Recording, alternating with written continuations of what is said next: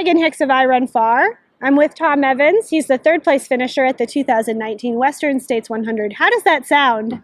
I'm still sort of kind of on cloud nine with it. It hasn't sunk in at all. It was just an awesome day. Things just went right.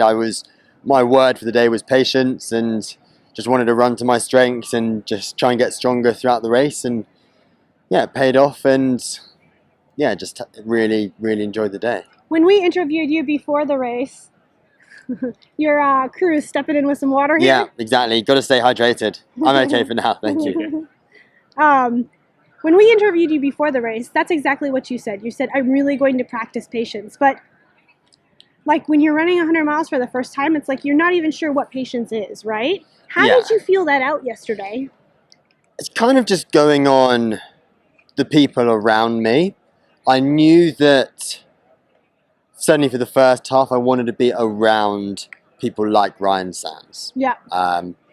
He is an incredibly experienced ultra runner. I've got so much respect for him. So I actually thought, right, if I'm in and around Ryan for the first 20, 30 miles, great. I'm doing in and around the right thing. Like I know he's not going to shoot off with some of the guys who may go faster. And that was just really useful, just having him around. And then sort of from the start of the canyons, sort of just started pushing a little bit more, and sort of, I think went from 6th to 5th, and then just slowly brought it up. Just took my time, didn't force it. If it felt easy, then I'd push the pace a little bit, and if it felt a little bit hard, I'd back down. He's back. Now, according to the splits, you were actually in 3rd for quite a while early on, and then you moved back to 5th in the canyons area before moving back to 3rd again. Was that sort of intentional, or was that just you sort of easing through the canyons? I thought I wanted to get through the canyons in as good state as possible. For me, it was a bit of damage limitation. Okay. Because I knew that actually my strength is the real running side of it. So I knew from Forest Hill, I was gonna run every step of the way, which I did do. You just wanted to put yourself in the position to still be running everything after that. Exactly. I wanted to create the conditions, set the conditions where I was able to run. Got it. Pick up my pace at Forest Hill, and then run the whole way through until we get to the track. So from my perspective, I felt like a 3rd place yesterday was a really hard spot to be, because 1st and 2nd were kind of distant in front of you, and then like the last third of the race, people were pretty distant behind you, so it was a little bit of like no man's land at the end there in terms of like staying applied to the task at hand. So I think at Rucky Chucky I had 6 minutes-ish up on 4th place. I just thought from there, like, on those trails, if you're seen on those trails, you're going to get caught. Yeah. So it was just get over the river as quick as I can, and just out of sight, out of mind, and just let Matt, who had an incredible race, just think that it was impossible, and almost sort of try and play a mental game that way. You're untouchable at this point. Yeah, just not to be seen. And like, had I seen someone ahead, then it just gives you so much confidence. It was a difficult place to run, and I think it required a lot of mental strength just to keep pushing. And then certainly when I got to Pointed Rocks, Jared was 25 minutes ahead, and Matt was 20 minutes behind that point, yeah. So you're like, right, well, I could just chill out, and who knows, or actually sub 15 hours is on the cards, maybe, if I run every step. So, for us at Pointed Rocks, when we saw your split through there, we were like, wow, he is on the cusp of sub 15 hours. When did that number start arriving in your head? About 2 hours before that. Okay. My watch was incredibly clever and told me what time it thought that I was going to finish. Okay. And it was saying 8:03.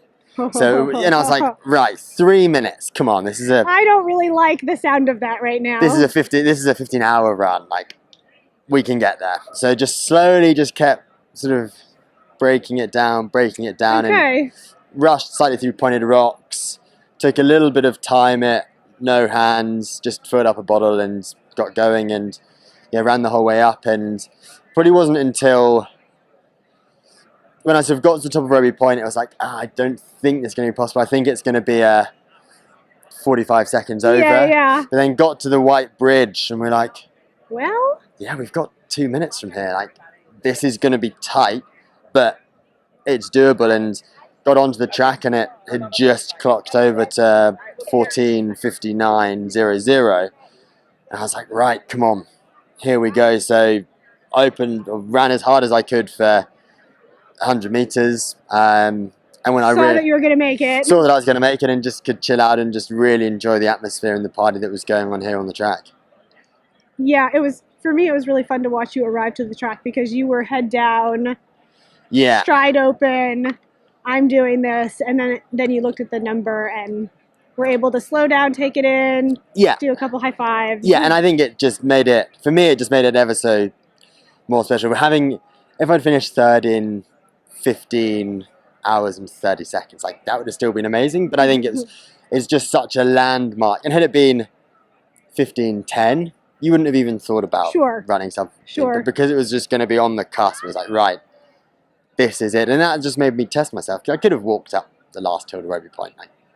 But actually, I was really proud of myself not to then just to keep digging, knowing that third place was pretty secure by that point. But just battling against myself in my debut 100-miler.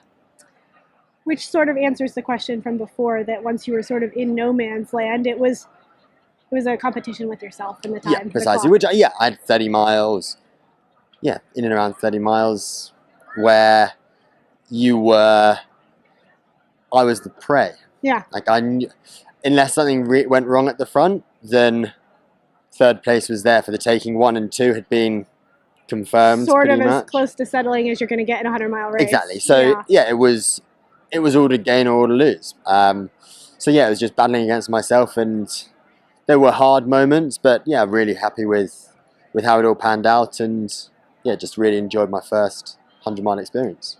A finishing time at Western States that has a 14 on it, that you're living in pretty revered company there. There's only a few gentlemen who have times that start in the 14s. This is your debut 100-miler.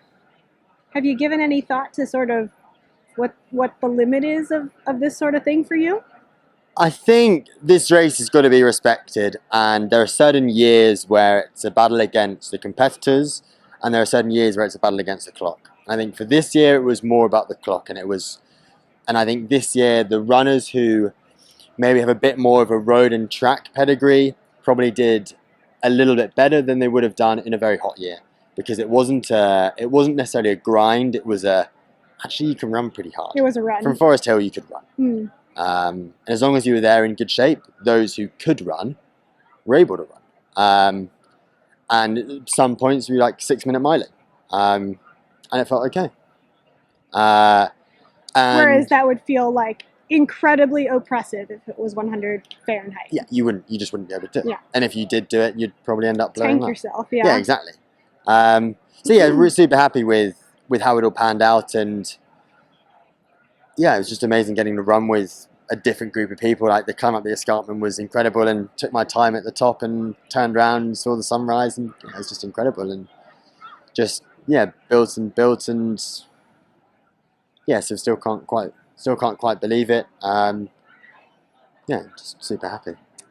One of the best things about Western States is if you finish in the top 10, you get one of those M bibs to come back next year. So yeah, by your finish last night, you get a bib that says M3. Are you going to claim it for next year? It's very early to tell.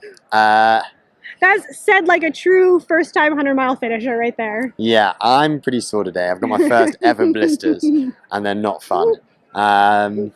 Okay, I just need to say that that's unfair that you didn't have a blister at the Marathon des Sables. No, not a single one. All right then. But yes, I probably will be back next year. Probably. I think so. Ponder it over a couple cocktails or a couple beers the next couple days. Yeah. Yeah, but said properly, like a first 100-mile finish. I gotta wait till this settles in the legs. Yeah. See what my body throws back at me, and then take from there. I'm going to take time to recover now. Very unlikely that I'll race anything at UTMB. I want to be sensible. I'd like to run some faster stuff over the rest of this year and potentially going into next year. And then, see what happens from there. Now, for me, as a prospective journalist looking at how this race panned out, I think you put it really well when you said that, this was sort of a race against the clock this year because conditions were not so harsh. Times were chucked back so far, and so many people really I think, nailed their races. For me, like, it'd be really exciting to see like the top 5, 6 come back with all of you having a year of experience under your belts to see. Yeah, I mean, with the times just going down so much, I want to see what you guys can do. Don't you want to see too? Yeah, I do. And like I started very cautiously. Like, my word of the day was patience. And could I have gone out a little bit harder? Maybe. Would that have meant that I'd blown up? Who knows? But I think now I've got that confidence under my belt and kind of know how it feels, how it should feel, and how to finish feeling strong. Could I have used a bit of that energy in the first 50 miles?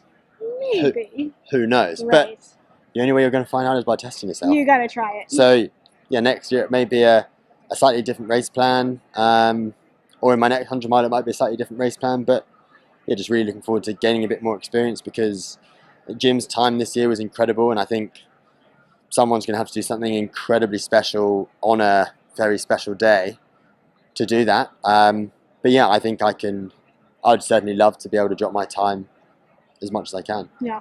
Well, congratulations to you on your 3rd place finish. Thank you very much. And I think a well-earned couple beers now. Can't wait. Congrats. Thanks very much. Thanks, Megan.